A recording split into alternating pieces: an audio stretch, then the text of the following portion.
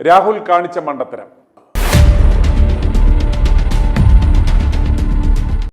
രാഹുൽ കഴിഞ്ഞ ശനിയാഴ്ച മണ്ഡലത്തിൽ പ്രവേശിക്കും എന്ന് പ്രഖ്യാപിച്ചിരുന്നു. അദ്ദേഹത്തിൻ്റെ മണ്ഡലപ്രവേശനം കാത്ത് BJP പ്രവർത്തകരൊക്കെ അവിടെ നിന്നു. നമ്മളതെല്ലാം കണ്ടതാണ്.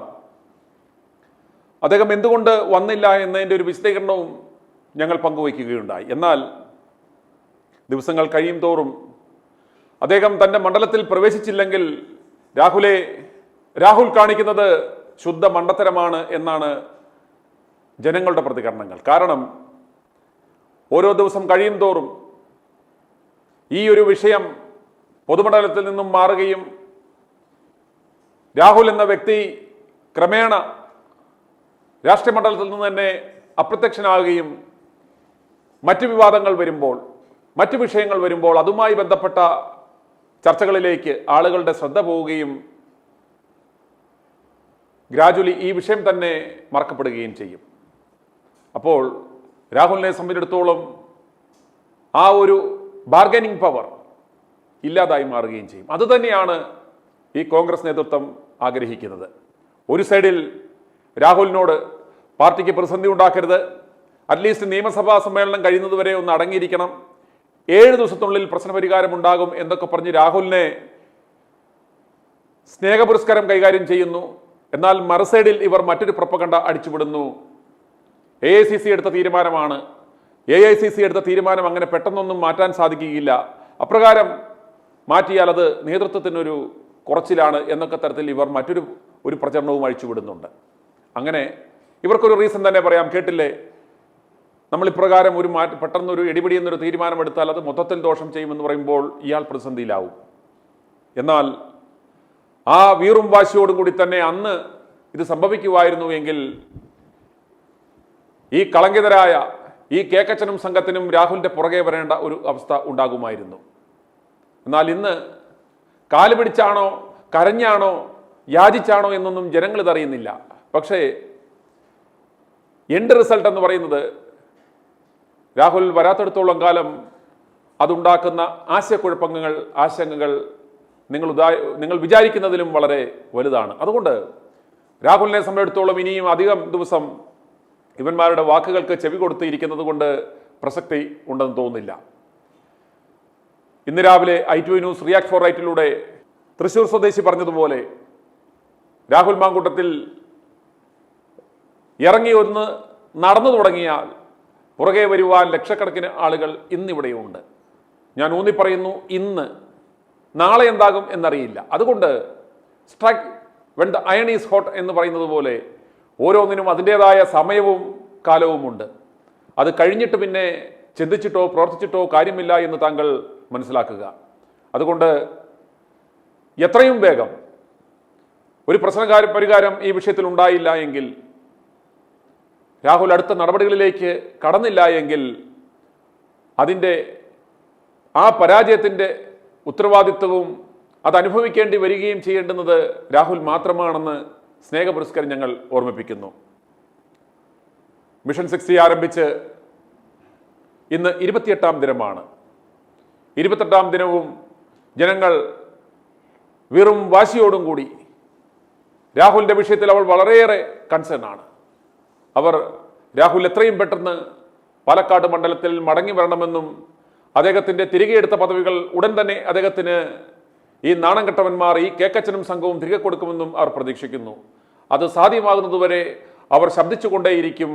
i2 news react for right ജനങ്ങളുടെ പ്രതികരണങ്ങൾ തുടരുന്നു. ഇന്ന് ശ്രീ സുനിൽ കാനഡയിൽ നിന്നും വിളിക്കുന്നത് കേൾക്കുക. എന്റെ പേര് സുനിൽ കുമാർ, ഞാൻ കാനഡയിൽ നിന്ന് വിളിക്കുകയാണ്. ഇപ്പൊ ഈ UDF എന്ന് പറയുന്ന സംവിധാനം ഇല്ലയോ നമ്മുടെ കേരളത്തില്? കേക്കച്ചൻ എന്ന് പറഞ്ഞ ഒരൊറ്റ സംവിധാനം ഇതിനകത്ത് ഇപ്പോൾ ഉള്ളൂ. ഫങ്ഷനിങ് ആയിട്ടുള്ള ഒരേ ഒരു സ്ഥാനം എന്ന് പറഞ്ഞാല് കേക്കച്ചൻ മുന്നണി. ഇതിന്റെ പേര് മാറ്റണം. ഇത് നമുക്ക് സത്യത്തിൽ ഈ മറ്റുള്ള രാഷ്ട്രീയ മുസ്ലിം ലീഗ്, RSP, പിന്നെ ജോസഫ് ഗ്രൂപ്പ്, അങ്ങനെ പല ഗ്രൂപ്പുകളുണ്ടല്ലോ. ഇവരാരും ഈ UDF നശിച്ചു പോകുന്നതിനെ കുറിച്ച് യാതൊരു ബോധവും ഇല്ല ഇവർക്ക് ആർക്കും. ഈ കേക്കച്ചൻ തന്നെ ഇവരെ LDF ഭാഗമാക്കി LDF-ആയിട്ടൊരു ടൈപ്പ് ഉണ്ടാക്കി അടുത്ത പ്രാവശ്യം മുന്നണിയിൽ ഓരോരുത്തർക്കുമുള്ള സീറ്റുകൾ വരെ ഇവർക്ക് വീതം വെച്ച് കൊടുത്തു, മന്ത്രിസ്ഥാനം വരെ വാഗ്ദാനം ചെയ്തു. ഇങ്ങനെ UDF-നെ ശിഥിലമാക്കുക എന്നുള്ളൊരു അജണ്ടയാണ് ഇപ്പം. നമുക്ക് ഇതിപ്പോ കാണുമ്പോൾ നമുക്ക് മനസ്സിലാവുന്ന അതെ ഇപ്പൊ സുനിൽ പറഞ്ഞ അതേ ഇത് തന്നെയാണ് ഇപ്പൊ നടക്കുന്നത്. അല്ല, ഇതിനെ ലാസ്റ്റ് ഷെല്ല് പോലെ, നമ്മുടെ ഈ കക്കയിറച്ചി പോലെ ലാസ്റ്റ് ഈ ഷെല്ല് മാത്രമേ കാണത്തുള്ളൂ. ഇവന്മാര് നൈസായിട്ട് ആ സമയം ഇവന്മാര് വലിയൊരു വിപ്ലവം പോലെ ഇതിനകത്ത് നിന്ന് ഉണ്ടായി, ഒരു പൊട്ടിത്തെറി ഉണ്ടായി. ഈ കുറുമുന്നണി എല്ലാം കൂടെ പൊടി LDF-ന്റെ ഭാഗമാകും, മുസ്ലിം ലീഗും അതിന്റെ ഒരു ഭാഗമാകും. കാരണം അവർക്ക് ഏതായാലും BJP-യുടെ കൂടെ പോകാൻ പറ്റത്തില്ല, BJP വരാനും പാടില്ല. അന്നേരം അതുകൊണ്ട് ഇവരെ സംബന്ധിച്ചിടത്തോളം ഇവർക്ക് ഇതിനേക്കാളും നല്ല അംഗീകാരവും മന്ത്രിപദവും വരെ കിട്ടും. ഒരു ഉറപ്പുള്ള ഒരു നേതാവിന്റെ കീഴില് അവർക്ക് ഉള്ള കാര്യങ്ങളൊക്കെ നടത്തി കൊടുക്കും, അവർക്ക് അവരുടേതായ കാര്യങ്ങളായിട്ട് പോകാം. ഇവിടെ എന്ന് പറഞ്ഞാൽ ഈ റാസ്കലുകൾ കാരണം ഇവന്മാർ തമ്മിലടിച്ച് തീരെ നശിപ്പിച്ച് 5 കൊല്ലം പോയിട്ട് 5 ദിവസം മന്ത്രിസഭ മുന്നോട്ട് പോകുമാർ കൊണ്ടുപോകത്തില്ല എന്ന് അവർക്ക് കൃത്യമായിട്ടറിയാം. അതുകൊണ്ട് അങ്ങനെ ഒരു സംവിധാനം ഉണ്ടായിട്ടുണ്ടെന്നാണ്. ഈ നിയമസഭാ തെരഞ്ഞെടുപ്പ് ഇനി 8 മാസം അകലെയാണ്. ഇപ്പോഴേ തന്നെ ഇവന്മാർ ഇതാവുമ്പോൾ പിന്നെ ഇവന്മാർക്ക് ഇത് ജനങ്ങൾ വോട്ട് ചെയ്ത് ഇവന്മാരെ കൊണ്ടുവന്നു കഴിഞ്ഞാൽ എന്തായിരിക്കും സ്ഥിതി എന്ന് ആലോചിച്ച് നോക്കി. അതായിരുന്നു ഇടതുപക്ഷം ശരിക്ക് ഒരു നറേറ്റീവ് സൃഷ്ടിക്കാൻ ശ്രമിച്ച. അതാണ് ഇവന്മാർ അതിൽ കൊത്തി, അതിന്റെ പ്രചാരകര് ഇവന്മാർ തന്നെ അതിന്റെ പ്രചാരണം ഏറ്റെടുത്ത് കഴിഞ്ഞു. അവര് കൈയും കെട്ടി കരച്ചിരിക്കുന്നു, യുവമാര് കിടന്ന് ചെളിയിൽ കിടന്ന് മറിയുന്നു. അവര് തിരിക്കുകയാണ് ഇപ്പോൾ. അല്ല, തമാശ എന്നറിയാമോ, ഇവര് നോക്കിയപ്പോ ഈ 9 കൊല്ലം കൊണ്ട് ആകെ ജനരോക്ഷം ആളിക്കത്തുക. ഇത് എന്ത് ചെയ്യണമെന്ന് ആലോചിച്ചിരിക്കുമ്പോഴാണ് നമുക്കെന്നാ ഒരു പരിപാടി ചെയ്യാം, ഒരു സജഷൻ കിട്ടുന്നു. ഈ കോൺഗ്രസ് വന്നു കഴിഞ്ഞാൽ യുവമാർ തമ്മിലടിയായിരിക്കും, അന്നേരം യുവമാർ തമ്മിലൊരു ഐക്യമില്ല, ഇങ്ങനൊരു സാധനം നമുക്ക് എങ്ങനെയും ക്രിയേറ്റ് ചെയ്യണമെന്ന് പറഞ്ഞിരിക്കും. ഇങ്ങനെ ആലോചിക്കുമ്പോഴാണ് ഈ കേക്കച്ചൻ ഇത് ഏറ്റെടുത്ത് കേക്കച്ചനെ ഇതിന്റെ ഉത്തരവാദിത്വം ഏൽപ്പിച്ചു. കേക്കച്ചൻ ഇതങ്ങ് അടിപൊളിയായിട്ട് ചെയ്യുന്നു. ഇപ്പൊ അവരൊന്നും ചെയ്യേണ്ട ആവശ്യമില്ല. ഇടതുപക്ഷം മിണ്ടാതിരുന്നാൽ മതി. ഇവന്മാര് കോൺഗ്രസിനെ നശിപ്പിക്കാനുള്ള, അതായത് കോൺഗ്രസ് വോട്ടുകൾ കംപ്ലീറ്റ് ഇപ്പുറത്തേക്ക് മറിക്കാനുള്ള അവരുടെ കേഡർ വോട്ടുകൾ അവരുടെ കൂടെ തന്നെ നിൽക്കും. ഇപ്പം തന്നെ നിങ്ങളുടെ ഈ ന്യൂസിനകത്തു നിന്നുള്ള പ്രതികരണം കേൾക്കുമ്പോൾ തന്നെ അതിനകത്ത് 100-ൽ എനിക്ക് തോന്നുന്നു ഒരു 80% ആൾക്കാരും ഈ കോൺഗ്രസ്സുകാരാണ് ഇതിനകത്ത് പ്രതികരിക്കുന്നത്. 80 അല്ല, 95% ആളുകളും കോൺഗ്രസ്സുകാരെ ഇതിനകത്ത് പ്രതികരിക്കുന്നത്. അതിനേക്കാളും വലിയൊരു ഇതെന്ന് പറഞ്ഞത് അതിനെ സ്ത്രീകളാണ്, അമ്മമാരും സഹോദരികളുമാണ് പ്രതികരിക്കുന്നത്. അതാണ് ഏറ്റവും വലിയ. അതും 70 വയസ്സ് 80 വയസ്സുള്ള അമ്മമാരാണ് പ്രതികരിക്കുന്നത്. അപ്പൊ ആലോചിച്ച് നോക്കണം അവരുടെ മനസ്സിലെ അത് അല്ല, ശരിക്കും ഇത് ഓരോ കുഞ്ഞുങ്ങളുടെ മനസ്സിൽ വരെ എത്തിയത് സംഗതി. എന്നിട്ട് ഇവന്മാരൊന്നും അറിഞ്ഞുകൂടാന്ന് പറഞ്ഞപ്പോ എന്തോ രാഹുൽ ഗാന്ധിയും ആങ്ങളെയും പെങ്ങളും അമ്മയും എല്ലാവരും അവിടെ നിന്ന് കുത്തിമറിയുന്നു. ഒരു കേരള യാത്ര ഇപ്പൊ പ്ലാൻ ചെയ്യാം. ഇവന്മാർ ഓർക്കുന്നത് പണ്ടത്തെ പോലത്തെ ഒരു യാത്ര നടത്തിയാൽ എല്ലാ വോട്ടോടും ഇങ്ങോട്ട് മറിയുന്ന ഇവന്മാര് കരുതുന്നത്. നടത്തി നോക്കട്ടെ, പട്ടിക്കുഞ്ഞ് പോലും വരത്തില്ല. വന്നു കഴിഞ്ഞാൽ ആൾക്കാർ അതിനെതിരെ കരിങ്കൊടി കാണിക്കണം ഇവന്മാർക്കെതിരെ. നമ്മളുടെ മനസ്സിൽ ഇപ്പൊ നമ്മൾ 10-11 വർഷമായിട്ട് വിദേശത്ത് നിൽക്കുന്നു, എന്നാലും നമ്മുടെ നാട് ഇനിയൊരു ഭരണമാറ്റം ഉണ്ടാവുമെന്ന് ഒക്കെ വിചാരിച്ച് ഇങ്ങനെ കാത്തിരുന്നയാ. അപ്പോഴാണ് വാ കിടക്കുന്നത്. അത് നല്ല ചെറുപ്പക്കാര് പിള്ളേരെ എല്ലാം രാഹുൽ മാങ്കൂട്ടത്തിനെ സംബന്ധിച്ച് അയാൾ ചെയ്തെന്ന് വെച്ചാൽ അവൻ ഡൽഹി രാജ്യതലസ്ഥാനത്ത് പഠിച്ച ചെറുക്കനാ. അവന് എന്തെങ്കിലും അങ്ങനെ ഒരു സംഗതി ഉണ്ടെങ്കിൽ തന്നെ ഇവനൊക്കെ എന്തിനും ഇപ്പം വരുന്നത്. അല്ല, ഈ VD സതീശൻ എന്ന് പറഞ്ഞ ആൾ ആരാണ് എനിക്കറിയത്തില്ല. നമ്മൾ ഈ VD സതീശൻ എന്നൊക്കെ ഈ പ്രതിപക്ഷ നേതാവ് ആയതിനു ശേഷം ഈ ന്യൂസിലൂടെ ഒക്കെ കണ്ട് കേട്ടതാണ്. ഇവന്റെ വെള്ളം ഇട്ട് മേക്കപ്പ് അടിച്ച് നമ്മുടെ ഈ സുവിശേഷം പറഞ്ഞു നടക്കുന്ന സുവിശേഷം എന്ന് പറഞ്ഞാൽ അത് കള്ളത്തരമാണ്. കുറച്ച് മുമ്പേ നിങ്ങളുടെ ഇതിനകത്ത് ഞാൻ കേട്ട് ഒരു അങ്കിള് പറയുന്നു, ഇവൻ ഓരോ സ്ഥലങ്ങളിൽ പോകുമ്പോൾ അതിന്റെ വചനങ്ങൾ എങ്ങനെ പറയണമെന്ന് നേരത്തെ അത് റെക്കോർഡ് ചെയ്ത് വെച്ച് പറയുകയാണെന്നാ. അതല്ലെങ്കിൽ ഇവൻ എന്തോ സുവിശേഷം അറിയാം, ഇവൻ എന്ത് ബൈബിൾ ഇവൻ ഈ പോകുന്ന പ്രസംഗങ്ങളെല്ലാം എഴുതി കൊടുക്കുന്ന തിരുവനന്തപുരത്ത് അച്ഛനുണ്ട്. പുള്ളിയാണ് ഇവന് വേദി അനുസരിച്ചിട്ടുള്ള പുള്ളിയാണ് ഇവന് വേണ്ടുന്ന ഈ സകല പ്രസംഗങ്ങളും ഡ്രാഫ്റ്റ് ചെയ്ത് കൊടുക്കുന്നത്. ഇവന്റെ ആവശ്യം എന്ന് പറഞ്ഞാൽ ഇവരൊരു സ്കോളർ ആണെന്ന്, എല്ലാ സൂര്യന് താഴെയുള്ള എല്ലാ വിഷയങ്ങളെ കുറിച്ചും അഗാധ പാണ്ഡിത്യമുള്ള പരന്ന വായനയുള്ള വളരെ ഓപ്പൺ മൈൻഡഡ് ആയിട്ടുള്ള ഒരു മനുഷ്യനാണെന്ന് ഇയാളെ പൊസഷൻ ചെയ്യണം എന്നുള്ള ഒരു PR ഏജൻസിയുടെ വർക്കിന്റെ ഭാഗമാണ് ഇയാൾക്ക് പോകുന്ന ഒന്ന് ശ്രദ്ധിക്കുക. ഈ സ്റ്റേജിൽ ഇറങ്ങിയിട്ട് ഇയാളുടെ ഈ പ്രവർത്തനവും ഇയാളുടെ വർക്കും തമ്മിൽ ഇവൻ റിയലി വെറും കൂതറയും സ്റ്റേജിൽ കയറി ആണുങ്ങള് തലയുള്ള ആമ്പിള എഴുതി കൊടുത്ത പ്രസംഗമായതുകൊണ്ട് തന്നെ അത് ഇത് രണ്ടും തമ്മിൽ ഒരിക്കലും മാച്ചാകത്തില്ല. അതായത് ഈ ബ്രാൻഡിങ്ങിലും അല്ലെ ഈ PR-ലും ശ്രമിക്കേണ്ടുന്ന പ്രത്യേക കാര്യം എന്ന് പറയുന്നത് ഇത് രണ്ടും ഹാൻഡ് ഇൻ ഹാൻഡ് പോകണം. ഇവനെ പൊസഷൻ ചെയ്യുന്ന ആ രീതിയിൽ തന്നെ ഇയാൾക്ക് പ്രവർത്തിക്കാൻ പറ്റണം. ഇല്ലെങ്കിൽ ഇത് തൈര് പിരിയുന്ന പോലെ പിരിയും. അല്ല, ഇപ്പം പിരിഞ്ഞെടുക്കുന്നതിന്റെ കാര്യം എന്ന് വെച്ചാൽ ഇപ്പം സുനിൽ പറഞ്ഞ കണക്ക് ഇത് രണ്ടും ഒരു പിന്നെ റൂട്ടിലല്ല വരുന്നത്, രണ്ട് റൂട്ടിൽ സഞ്ചരിക്കും. സ്റ്റേജിൽ ഇറങ്ങിയടാ ഇവന്റെ വാക്കും പ്രവൃത്തിയും തമ്മിൽ വേർഡ്സ് ആൻഡ് ഡീഡ്സ്, അതായത് മോർ ദാൻ വേർഡ്സിനേക്കാളും ഡീഡ്സിലാണ് പ്രാധാന്യം പൊളിറ്റിക്സിലും ജനങ്ങളും അസസ് ചെയ്യുന്നത്. അവന്റെ വാക്കിനേക്കാളും അവന്റെ പ്രവൃത്തിയിലാണ്. അവന്റെ പ്രവൃത്തിയിലൂടെയാണ് നമുക്കിപ്പോ ഒരു സാധനം എന്ന് പറഞ്ഞാൽ ഞാൻ നല്ലവനാന്ന് പറഞ്ഞതിനേക്കാളും നമുക്കത് ഫീൽ ചെയ്യണം. എന്റെ PR ഏജൻസി ഒരു നറേറ്റീവ് എഴുതി ഈ ഞാൻ നല്ലവനാണെന്ന് പറയുകയല്ല, അത് ആളുകൾക്ക് അനുഭവവേദ്യമാകുമ്പോഴേ അതിന്റെ റിസൾട്ട് എന്ന് പറയുന്ന സാധനം വരത്തുള്ളൂ. ഉമ്മൻചാണ്ടിയും ഇയാളും തമ്മിലുള്ള വ്യത്യാസം അതാ. ഉമ്മൻചാണ്ടിക്ക് ഏതെങ്കിലും ഒരു PR ഏജൻസി കൊടുത്ത ഒരു ബ്രാൻഡിങ് ആണോ ഉമ്മൻചാണ്ടിയുടെ? അയ്യോ എന്റെ പിന്നെ ഈ ഉമ്മൻചാണ്ടി സാറുമായിട്ട് ഇവരെ എങ്ങനെ കമ്പയർ ചെയ്യാൻ ഒക്കും? അതായത് അദ്ദേഹം പിറ്റേ ദിവസം കളയുന്ന ആ ഷിറ്റിന്റെ വാല്യൂ പോലും ഇവനുണ്ടോ? ഇവില്ല. അവനെ എങ്ങനെ ഉമ്മൻചാണ്ടി സാറുമായിട്ട് ഇവനെ കമ്പയർ ചെയ്യാൻ പറ്റും? ഒരു കാരണവശാലും. അല്ല, ഞാൻ രണ്ട് കോൺട്രാസ്റ്റ് പറയായിരുന്നു, രണ്ട് എക്സാമ്പിൾ പറയായിരുന്നു.